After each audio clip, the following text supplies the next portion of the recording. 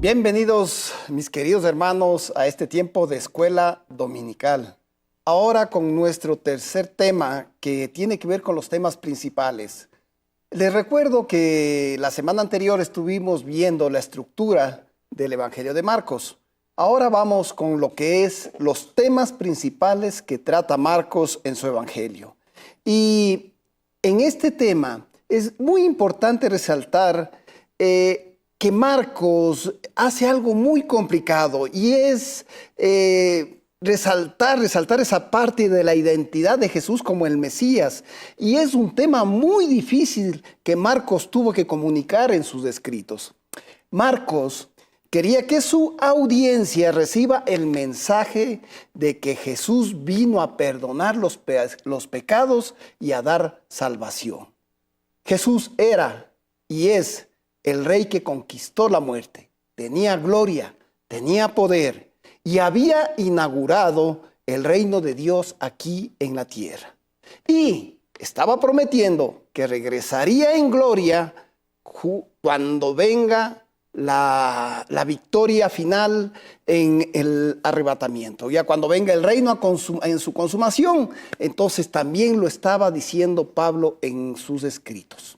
Muy bien, ahora, ¿cómo vamos a analizar este tema? Primero, vamos a ver dos puntos principales. El tema principal, que es el siervo que sufre, y el segundo tema principal es el rey conquistador vencedor. Comencemos con revisando esto del siervo que sufre, que llama mucho la atención.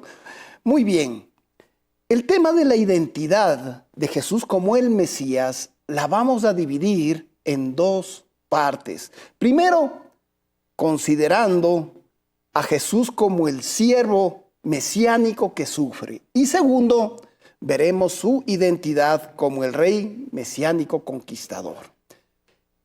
En el tema del siervo que sufre, comenzando a analizar, tenemos tres puntos que vamos a ver. Primero, expectativas de los judíos referente al Mesías, que es muy importante conocerlas. Segundo, la naturaleza del ministerio de Jesús como el siervo que sufre. Y tercero, la respuesta apropiada que esperaba Marcos que hubiera de parte de la audiencia frente al mensaje de Jesús como el rey mesiánico. Comencemos desarrollando este tema. Vamos con las expectativas que tenían los judíos en cuanto al Mesías. Recordemos que la gran mayoría de israelitas, esto lo vimos en lecciones anteriores, vivieron fuera de la tierra prometida antes de la llegada de Cristo. Pero también hubieron israelitas que se quedaron en esos territorios. Pero ¿qué resulta con estos israelitas que se quedaron ahí reinando? Sufrieron muchas penalidades bajo la tiranía de reyes gentiles. Podemos hablar de los babilonios, podemos hablar de los medos, podemos hablar de los persas, los griegos y al final los romanos. En estas circunstancias, las profecías del Antiguo Testamento manifestaban que Dios enviaría a un libertador mesiánico a restaurar el reino de Israel. Acuérdese de esto. Por lo que las esperanzas mesiánicas de los judíos tuvieron algunas posiciones interesantes. Aquí podemos resaltar, por ejemplo, a los celotes, que decían que vendría el Mesías, pero rebelándose contra todas las autoridades romanas. Pero también habían grupos apocalípticos que decían que Dios vendría de forma sobrenatural para destruir a los enemigos y restaurar al pueblo. Y otro grupo también que se llaman los nomistas y fariseos, que creían que Dios intervendría en esta liberación de Israel siempre y cuando el pueblo obedezca la ley. Qué interesante, tres posiciones en cuanto a esto del Mesías. Ahora, Pero ¿qué resulta con el Mesías, como hemos visto anteriormente? Llega como un siervo humilde a sufrir. Así lo relata Marcos. Y esto hizo que mucha gente lo rechazara. ¿A quién? A Jesús. Curiosamente, la idea del Mesías como siervo que sufre no era nueva absolutamente para nada. El profeta Isaías, tiempo atrás en el Antiguo Testamento, había señalado cómo vendría el Mesías, y esto está en el capítulo 53. Y Jesús hace frecuentemente referencia a esto. Se podría decir que si Jesús no hubiera venido en esa condición del Mesías humilde que sufre, no hubiera cumplido con las profecías del Antiguo Testamento del Mesías prometida. Pero como sí lo hizo, fue prueba de que Él era el Cristo.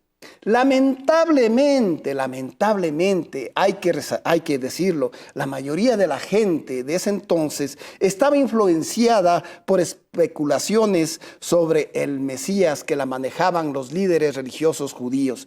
Y de lo que acabamos de ver a breves rasgos, podemos decir que también estaban equivocadamente interpretando el Antiguo Testamento, la palabra de Dios en ese entonces. Entonces no se habían fijado en estos particulares. Y esto es otro de los motivos por los que tampoco pueden decir, sí, Él es el Cristo, Él es el Mesías. Muy bien. El segundo punto que vamos a ver es el ministerio de Jesús. Jesús es el Mesías que vence a la muerte. Esto lo establece Marcos en su Evangelio. Y esto es lo que resalta el poder de Jesús que venció a la muerte. Y Marcos registra también en esta parte del ministerio de Jesús los conflictos que le llevarían a la cruz. Y luego de esto relata el sufrimiento y muerte seguido de la consumación. Todo en paralelo a algo muy importante: su servicio a los necesitados, aquellos que veían en Él la oportunidad de la salvación que Él les estaba predicando. Y podemos ver que Jesús sanó y ministró a muchas personas. También sabemos que Dios dio su vida para redimir a los pecadores. Y en el servicio también podemos ver que obedeció siempre la voluntad de Dios. Y esto es increíble, es algo que debemos tener como ejemplo. Siempre hizo la voluntad de Dios. ¿Para qué? Para beneficiar al pueblo de Dios. Muy bien. Estos temas del sufrimiento y el servicio podemos verlo en los pasajes, como vimos en la estructura, en Marcos capítulo 10, del versículo 35 al 45. Allí, haciendo un briefing, Jacobo y Juan le pedían a Jesús posiciones de honor en el reino de Jesús. Y los otros 10 discípulos, en cambio, se enojaron por lo que estaban pidiendo ellos. ¿Qué hace Jesús? Los reprende a los 12. ¿Y qué hace? Como vimos anteriormente, los llama a una vida de servicio y ofrece, enseñándoles a ellos que iba a ofrecer su propia vida, mostrando de esa manera un modelo de liderazgo. Escuche bien, un modelo de liderazgo. Y eso lo explica Marcos en el capítulo 10, versículo 45. ¿Qué dice? Porque el Hijo del Hombre no vino para ser servido, sino para servir y para dar su vida en rescate por muchos. Miren, Jesús aclaró que el liderazgo era servir y no una oportunidad para gloriarse o glorificarse, como muchas veces o como tantas veces vemos que sucede en iglesias nuevas, también en antiguas, que han sucedido este tipo de situaciones. De hecho, hay algo interesante. Jesús sabía que su misión de servir lo llevaría a la muerte y ordenó a sus discípulos que también aceptaran esa realidad que iba a vivir Jesús. Pero para amplificar esto, vamos al siguiente video. En su Evangelio, Marcos está interesado en que recibamos el mensaje de que Jesús es el siervo sufriente profetizado en el Antiguo Testamento. En la primera mitad del Evangelio, el rol de Jesús como rey se enfatizó mucho, y en la segunda mitad nos adentramos hacia el sufrimiento y muerte de Jesús. Y el versículo clave es Marcos 10:45, porque el Hijo del Hombre no vino para ser servido, sino para servir y para dar su vida en rescate por muchos. Y ese versículo en particular contextualiza que los discípulos son alentados a ser siervos como Él, que Jesús es nuestro modelo para que no ejerzamos nuestros derechos, sino que los dejemos a un lado por el bien del avance del Evangelio y del reino. Y Marcos nos da un modelo de cómo no deberíamos estar buscando los mejores asientos en el cielo como los discípulos, sino que seguimos el modelo de Cristo, quien, voluntariamente, se sacrificó a sí mismo por el bien de otros. Y ese es el modelo que seguimos. Así que si pensamos cómo se ve la clase de liderazgo de servicio que Jesús solicita, observamos que en los evangelios Jesús demuestra esa clase de liderazgo. La primera cosa que vemos que Jesús realiza al encontrarse con diferentes personas y necesidades es que Él escucha muy bien. Él se encuentra con ellos donde ellos están. Él pone atención a las necesidades materiales de sus vidas y a sus necesidades emocionales. Él escucha de verdad para ver qué es lo que ellos están diciendo entre líneas, no solamente sus palabras. Así que, por ejemplo, podemos ver en el Evangelio de Marcos el encuentro con el padre cuyo hijo ha estado atormentado por años y años por demonios, tanto que él se corta a sí mismo y siente que no puede tener más esperanza. Él dice, por favor, ayuda a mi falta de fe. Así que en vez de reprenderlo, Jesús le responde y sana a su hijo. Y después observamos la trayectoria del Evangelio. ¿Hacia dónde va Jesús? Jesús va hacia Jerusalén a entregar su vida por sus seguidores, a pagar por sus pecados. Esta expresión de amor sacrificado pone a un lado todo tipo de gloria para sí mismo, en términos de la cultura de esa época, y después entrega su vida por sus seguidores. Así que este es el patrón que Jesús presenta en el Evangelio, de la forma en que se interesa y escucha a la gente que encuentra, y después hacia dónde va. Él va hacia Jerusalén a entregar su vida. Ese es el liderazgo de servicio. Amén, qué bien. Miren, Jesús quería líderes pero comprometidos, pero que sigan su ejemplo, su humildad de servicio, de compromiso, de sacrificio. No quería simplemente el hecho de que le sigo al Señor bajo mis condiciones. No. Dios demanda algo muy fuerte de nosotros, es compromiso. Miren, el tercer punto que vamos a ver que tiene relación con esto es la respuesta apropiada que esperaba del llamado que hacía Jesús a aquellas personas que iban a servir o que iban a ser los líderes para llevar el servicio de la humanidad.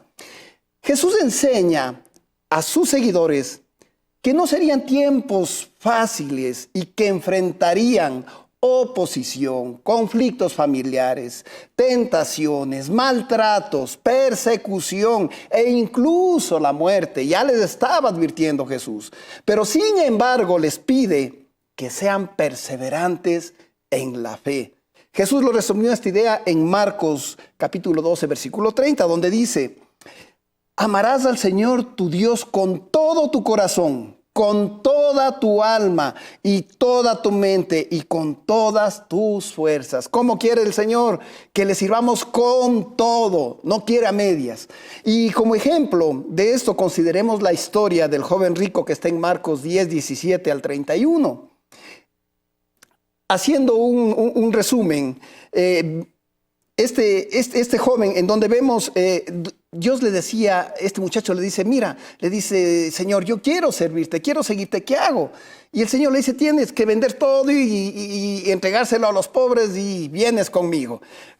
Estas demandas que hacía Jesús eran mayores a la que este muchacho podía aceptar. Hacer, o sea, no pudo. Entonces, ¿qué resulta? Que este muchacho se retira triste, pues, o sea, no quiso seguir al Señor bajo las condiciones de él. Y eso no nos debería sorprender, dice Jesús, porque ese llamado que le hizo a ese joven también nos está haciendo en nuestros tiempos, también nos está llamando a nosotros. Pero ¿qué hace Jesús? No se sorprendan, les dijo a los discípulos en ese entonces, porque es más fácil pasar un camello por el ojo de una aguja que entrar un rico en el reino de Dios. Como Jesús había dicho en Marcos 8, 34, 35, en relación a estas circunstancias, dijo lo siguiente: si alguno quiere venir en pos de mí, niéguese a sí mismo, tome su cruz y sígame, porque todo el que quiera salvar su vida, la perderá. Y todo el que pierda su vida por causa de mí y del evangelio, la salvará. Miren, Marcos quería que su audiencia original romana supiera que las dificultades que estaban pasando eran muestra de que eran verdaderos seguidores de Cristo. Y les animaba que tuvieran confianza en Dios, quien les daría poder para perseverar en medio de esas dificultades, así como lo había hecho Jesús. Miren, acto seguido a esto, es interesante, vamos a analizar el tema de Jesús, el rey conquistador o vencedor. ¿Y por qué lo vamos a hacer? Porque Dios le entregó poder a Jesucristo como una promesa para saber que el reino de los cielos estaba aquí en la tierra. Y sabemos que el Antiguo Testamento revela que el Mesías sería un descendiente del rey David y que su trabajo sería restaurar el trono de David y reinar sobre Israel para siempre. Dos cosas principales: restaurar el trono de David y reinar sobre Israel para siempre. Acuérdese de eso.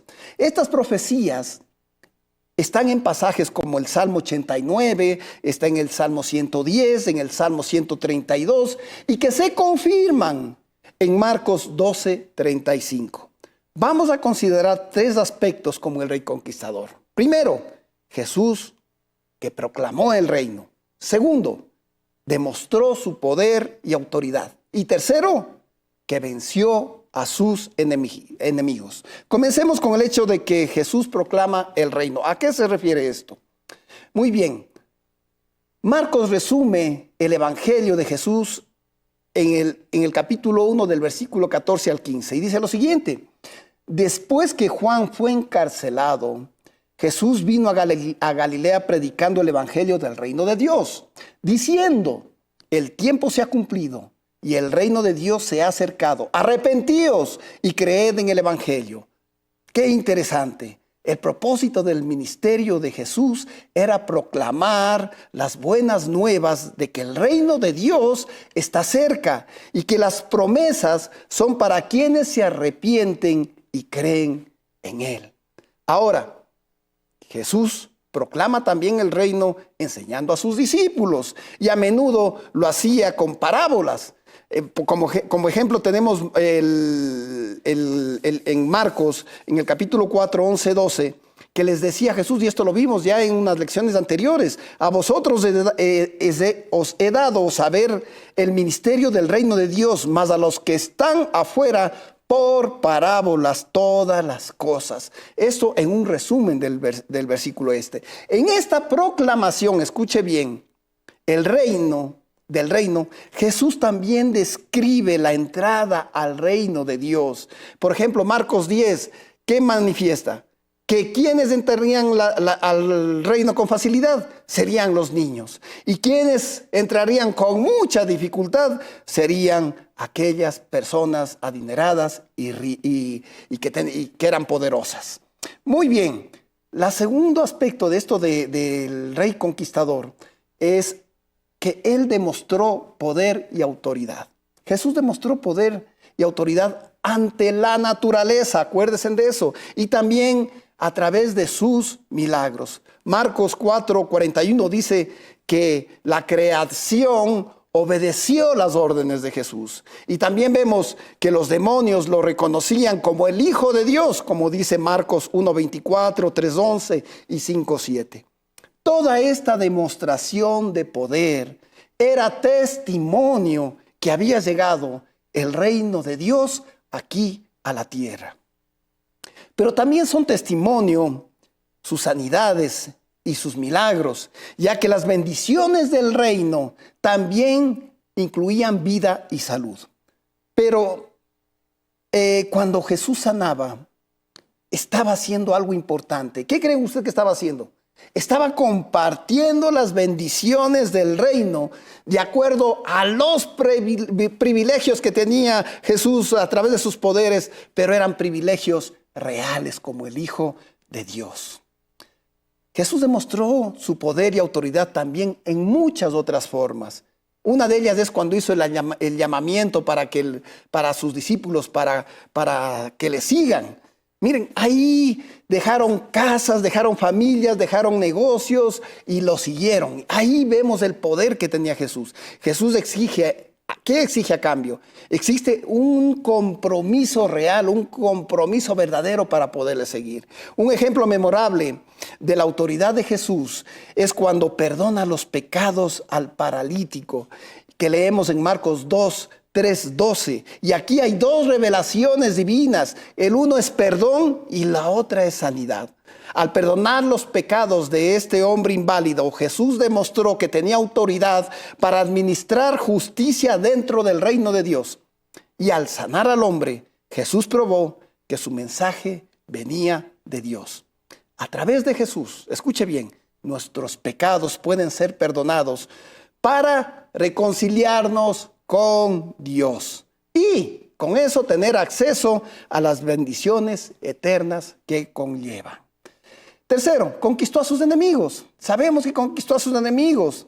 Miren, Jesús tuvo muchos enemigos durante su vida. Eran los líderes judíos, personas incrédulas, incluso los demonios que muchas veces armaban el escándalo cuando él se presentaba. Pero en cada caso de estos, Jesús enfrentó el triunfo. Derribó sus argumentos, envió mensajes para evadir esas conspiraciones y liberó a las personas de su opresión. Incluso permitió que lo crucificaran por nuestros pecados. Todas esas victorias probaron que Jesús era el Mesías. Mire, este tema de los demonios es interesante porque Marcos hace mucha referencia a esto. Miren, son un grupo de enemigos que Marcos menciona con frecuencia. Marcos hace énfasis en el poder de Jesús sobre las fuerzas demoníacas, más que ningún otro escritor del Evangelio. Para Marcos, el conflicto entre Jesús y los demonios era evidencia de que Jesús había traído el reino de los cielos. Algo importante que se debe destacar y que Marcos lo hace, es que la presencia del reino de aquí en la tierra no implicaba una vida sin problemas, no, más bien una vida que iba a ser con dificultades. O sea, vemos lo que hizo Nerón, quemó la ciudad y comenzó una persecución increíble en contra de los cristianos. Pero el reino de Jesús había venido a vencer el poder demoníaco. La victoria más grande de Jesús fue en la cruz. Antes de morir, Jesús explicó una y otra vez, escuche bien, a sus discípulos que su muerte sería el camino a la victoria. Y segundo, tranquilizó a los discípulos en la última cena, cuando esto está en Marcos 14:24-25, cuando les dijo: esta es mi sangre, mi nuevo pacto, que por muchos es derramada. De cierto os digo que no beberé más del fruto de la vid hasta el día en que lo beba nuevo en el reino de Dios. Jesús prometió que su muerte sería la victoria del pacto sobre el pecado y sus consecuencias. Ahora viene la pregunta: si Jesús vino para ser el rey, ¿significa que fracasó porque no estaba reinando? Pues no vemos a Jesús reinando en la tierra, y eso es puede haber alguna discrepancia en eso. Parecería que no consiguió todo lo que el rey mesiánico debía haber logrado. El reino de Dios estaba encubierto temporalmente e incluso hubo sufrimiento. Pero finalmente la promesa de Jesús era que vendría en todo su esplendor. El reino de Dios crece misteriosamente, luchando contra la persecución, luchando contra el sufrimiento y luchando contra los enemigos. Pero también crece conforme al tiempo de Dios. El reino de Dios y el ministerio de Jesús no se puede detener y vendrán en gloria. Mis queridos hermanos, Dios le pague, y les comento, la próxima semana comenzamos con el Evangelio de Lucas.